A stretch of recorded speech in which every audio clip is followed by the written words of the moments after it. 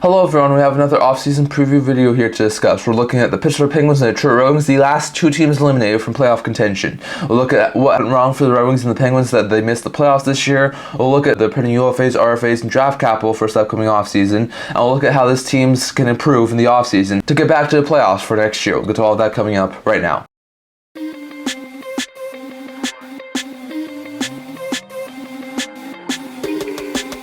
Hello everyone, and welcome back to the video here at the Internet Talking Channel. Before we get into this video, don't forget to like this video and subscribe down below. Thank you all for your support, and I'll be able to help you guys. So if you haven't already, don't forget the subscribe button down below. Don't forget to leave a comment down in the comment section below so I'll discuss in this video. Now, the Penguins and the Red Wings, when I was expecting to make the playoffs, when I was expecting to miss the playoffs at the beginning of the season, I was expecting Pittsburgh to be the first wildcard team in the Eastern Conference. I was expecting Detroit to miss by a handful of points. Detroit only missed by a smidgen. When it came to reality, they were tied with the Washington Capitals in points, but they missed out because of their tie-breaking procedures, while the Pittsburgh Penguins missed out by 3 points. So both these teams did not do overly great this year. They're mediocre at best, and they both slimly missed out of the playoffs. So look at what happened with these teams. First with the Pittsburgh Penguins, 3 reasons in my opinion why they missed the playoffs. First, depth scoring.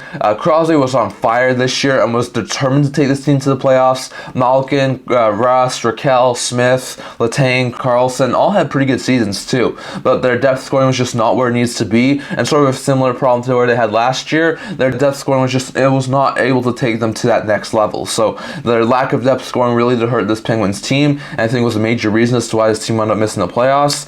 Their power play was a bottom 3 power play in the NHL. Now, once they got Erik Karlsson, a lot of people thought that power play would be one of the top 10, top 5 in the league, and it wound up being one of the worst in the NHL, which is awful news for the Pittsburgh Penguins, and was definitely a major reason as to why this team missed the playoffs. I mean, there was a time early on in the season when they were not getting even one power play goal. So the Pittsburgh Penguins definitely had a lot of problems getting their power play working. I think was a major reason as to why this team missed the playoffs.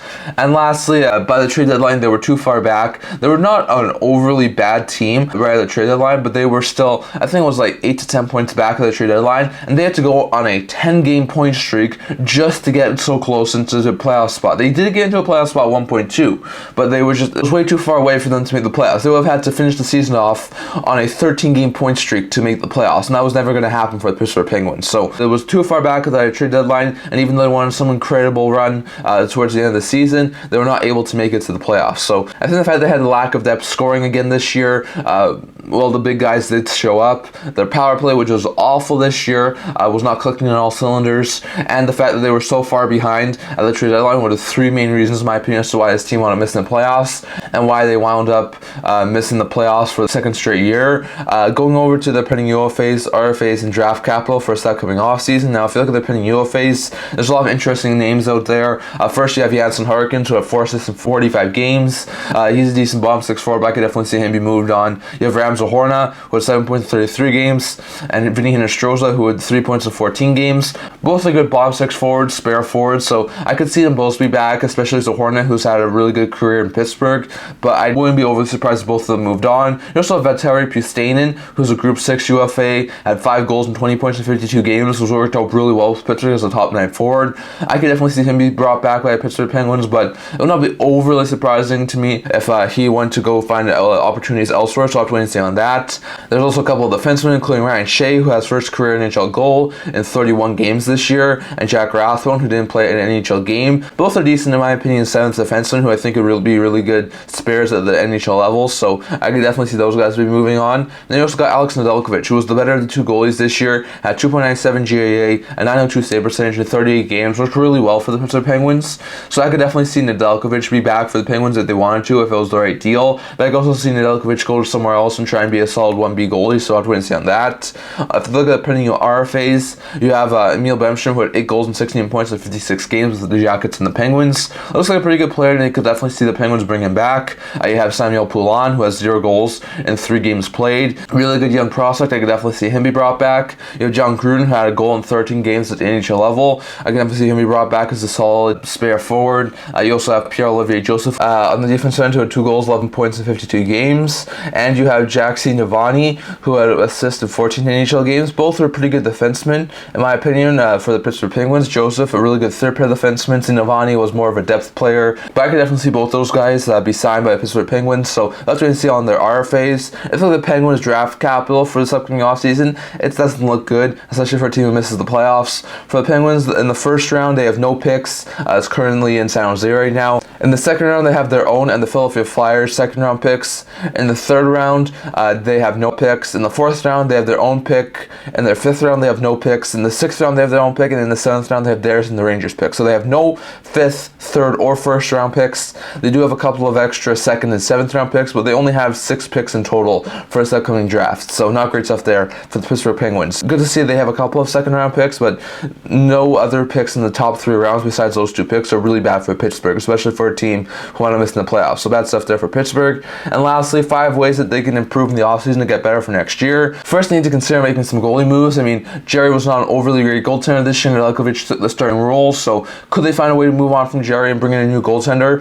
Could they find a way to bring back Nedeljkovic maybe? They're going to have to figure out some way to figure out the goaltending situation. It was really good for Nedeljkovic, and the Penguins really did like him, so I could definitely see him be brought back as like a solid 1B, 1A goaltender, but I'm not sure if they want to bring back Jerry. I mean, Jerry's a really good player. He works really well. He's a really good goaltender, but he didn't work out overly well this past year. So I do wonder if Jerry gets moved in the offseason, if they are able to do that, and if that may put them in the market for starters such as Allmark, Gibson, or Saros. So I'll have to wait and see on that.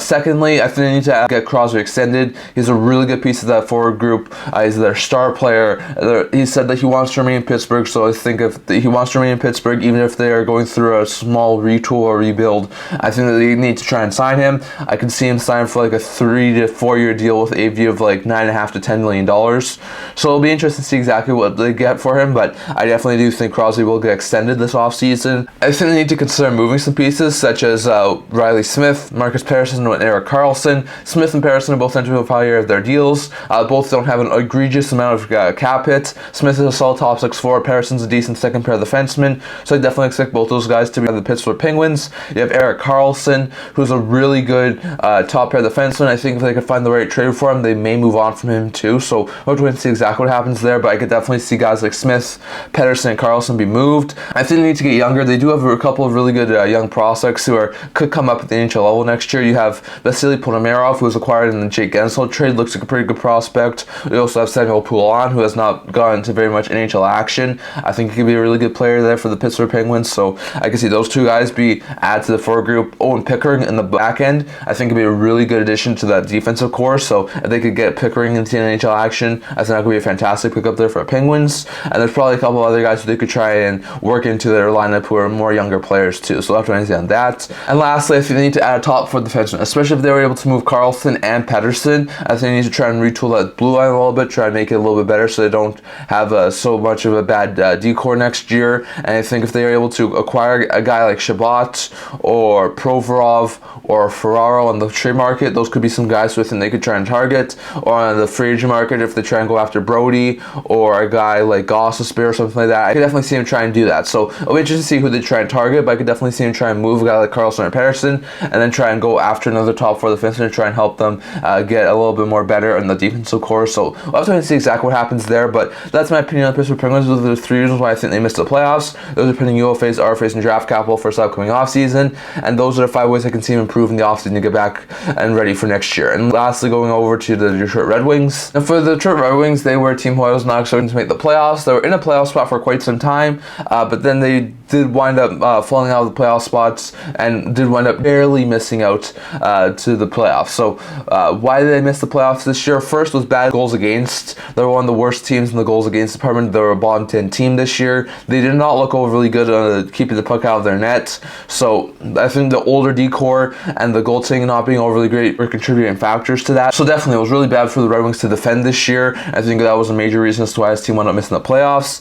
Second was bad goaltending. Like we said, that was a part of the problem. problem. Their goaltending was never really good this year. Leon was probably the best of the 3 goaltenders they used, and he looked decent, but he's more of a backup. Reimer looked okay, but he was more of a backup too. And then Ville Husso, was supposed to be a starter, was the worst of the 3. Did not look overly good in the games he did get into, and then was injured for quite some time too, so he did not look overly good this year. So that was a really bad blow there for the Red Wings. So their lack of goaltending was really a big problem as to why his team missed the playoffs. And lastly, the average finish to the season was a really bad problem. At the trade deadline, they were in a playoff spot by a couple of points, and were in a pretty good position. I think they were even in the first wildcard spot, but they finished the season 8-8-3, and they finished tied for last playoff spot. So if they had just won one more game, whether that be from the overtime loss or a regulation loss, if they had won just one more game, they would have wound up making the playoffs. So the average finish to the season was a major reason, in my opinion, as to why this Red Wings team missed the playoffs. And if they had done a little bit better and a little more urgency following the trade deadline, I was saying this Detroit Red Wings team could be playing the New York Rangers, not the Washington Capitals. So we'll have to wait and see exactly what happens there. So the bad goals against, the bad goaltending,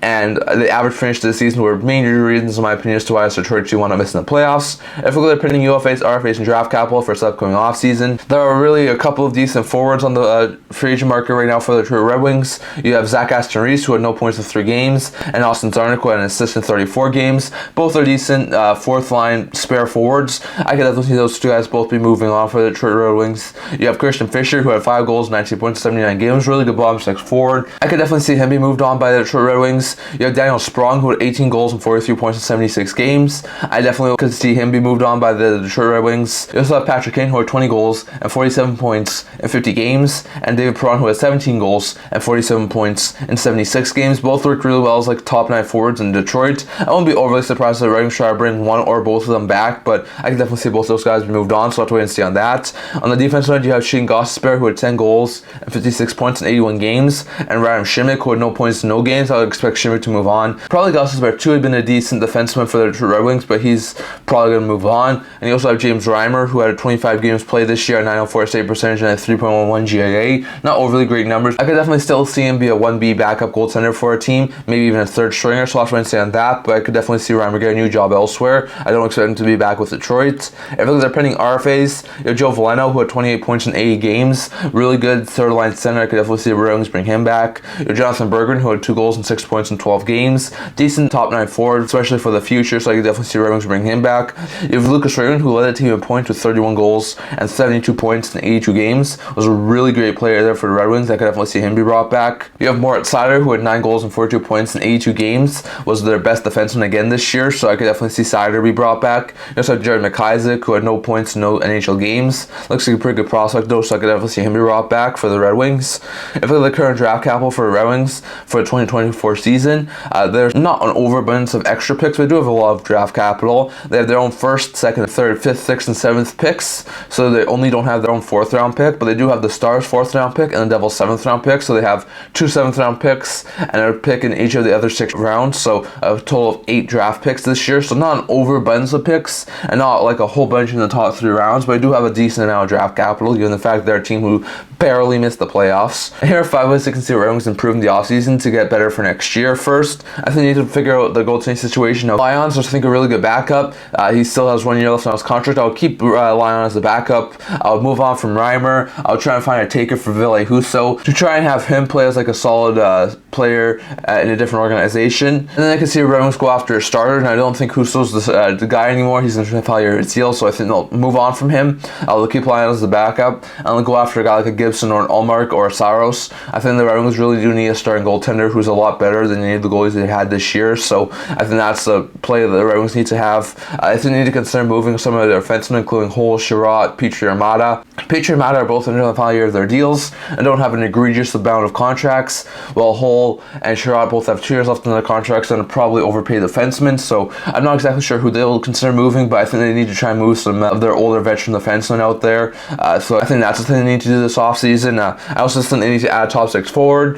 They have guys like we said, Perron and King could be leaving, so if those two do wind up moving on, I think they need to try and add another top 6 forward. Could go after some of the bigger guys in free agency like Stamkos, Marchessault, Reinhardt if he gets there, so there could be a couple of interesting names out there that the Red Wings could try and target, but I do think adding adding a top 6 forward would be a huge boost for the Red Wings, especially if they do wind up moving on from guys like Perron and Kane. I think they need to get younger. They've had a more veteran team this year, but I think they could continue to add some more younger pieces. Like, see if they could get Evanston and Wallander, and on the defensive end, see if they can get Berggren and Castro more time at the NHL level in like a top 9 roles. So I don't know exactly who they're trying to bring out next year, but I definitely think if they can get younger, this could be a really good stepping stone there for the Red Wings. And lastly, I think they need to add some more younger defensive help. They have a really older defensive core. They have Seider, who's a really good player. Wallman and Mata aren't overly old, but they also have older guys like Sherratt, like Petrie, who are not overly young defensemen anymore. So I think they can move on, like we said, from a couple of those defensemen, try and add some more youth to that team. I'm not saying that they just try and promote from within. I could see them try and target some more younger defensemen from the free agent market or trade market,